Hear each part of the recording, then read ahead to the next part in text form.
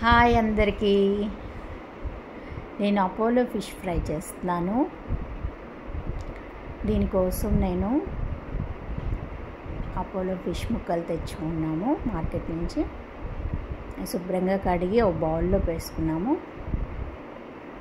బౌల్లో వేసుకున్న తర్వాత ఫిష్ అన్నీ కలిపి బైండింగ్ చేసుకోవాలండి డీప్ ఫ్రైకి.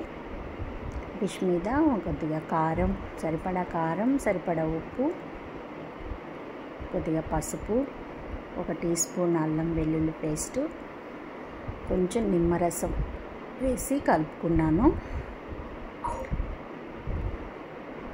ముక్కలకి బాగా పట్టేలా కలుపుకొని తర్వాత బైండింగ్కి కార్న్, మైదా పిండి ఈక్వల్గా తీసుకున్నాను. నేను బీట్ చేసిన ఎగ్ కలుపుకొని ఇందులోనే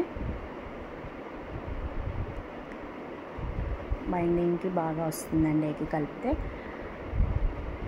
మైదా కార్న్ ఈక్వల్గా కలుపుకున్నాను. ముక్కల మీద వేసి 4-5 స్పూన్లు సరిపోయింది.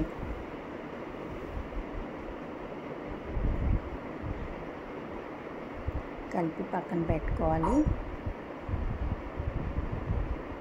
తర్వాత ఆయిల్ హీట్ చేసుకోవాలి.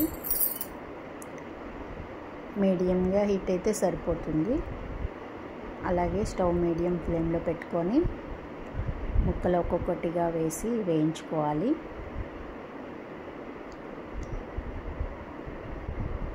ముక్కలు ఆయిల్లో వేసాక కొద్దిసేపు కదపకూడదండి.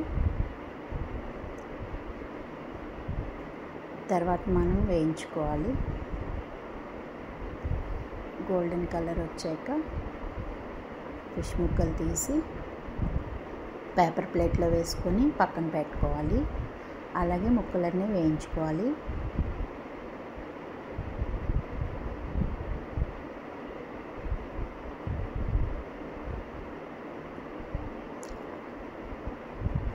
అలాగే ముక్కలన్నీ వేయించుకొని పక్కన పెట్టుకోవాలి.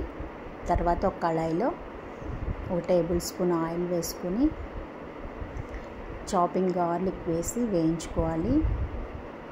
అవి వేగేటప్పుడే పచ్చిమిర్చి వేసి కరివేపాకు కూడా వేసి వేయించుకోవాలి. ఇవన్నీ కొంచెం వేగిన తర్వాత 1 tablespoon red chilli sauce, 1/2 teaspoon soya sauce వేసి కలుపుకోవాలి. తర్వాత 1 టేబుల్ స్పూన్ పెరుగు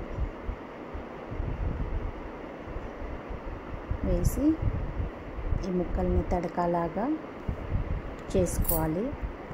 ఇప్పుడు రెస్టారెంట్ స్టైల్ మనకి అపోలో ఫిష్ రెడీ అవుతుంది. స్టార్టర్ పెరుగు కూడా వేసుకొని కలుపుకోవాలి, మిక్స్ చేయాలి. అలా సిమ్లోనే కొద్దిసేపు మిక్స్ చేసుకొని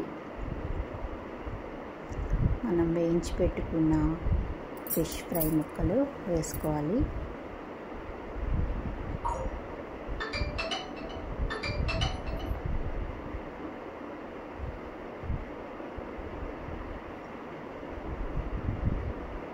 గరిటెతో తిప్పకుండా బాండీతోనే కలిపెట్టుకున్నాను నేను.